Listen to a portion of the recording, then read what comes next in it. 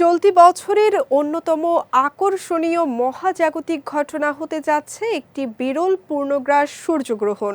আগামী ১২ আগস্ট বিশ্বের বিভিন্ন অঞ্চলের আকাশে এই দুর্লভ দৃশ্য দেখা যাবে বলে জানিয়েছে মার্কিন মহাকাশ গবেষণা সংস্থা নাসা।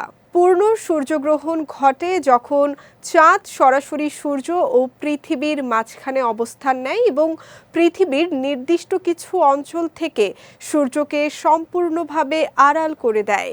এই সময় দিনের বেলাতেও আকাশ কিছুক্ষণের জন্য অন্ধকার হয়ে যেতে পারে।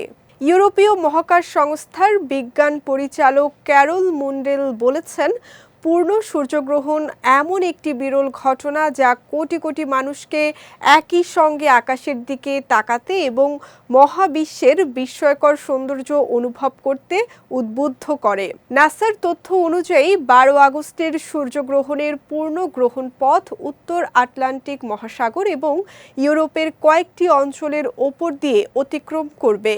পূর্ব গ্রিনল্যান্ড, পশ্চিম আইসল্যান্ড, উত্তর স্পেন এবং উত্তর পূর্ব পর্তুগালের কিছু এলাকা থেকে সূর্যকে সম্পূর্ণভাবে ঢেকে যেতে দেখা যাবে।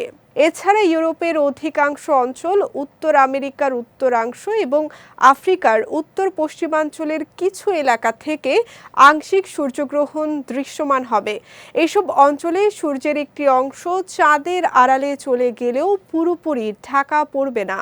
তবে বাংলাদেশ, ভারত এবং দক্ষিণ এশিয়ার অধিকাংশ দেশ থেকে এই পূর্ণগ্রাস সূর্যগ্রহণ দেখা যাবে না। ফলে এই অঞ্চলের আকাশপ্রেমীরা সরাসরি এই বিরল দৃশ্য উপভোগ করার সুযোগ পাবেন না।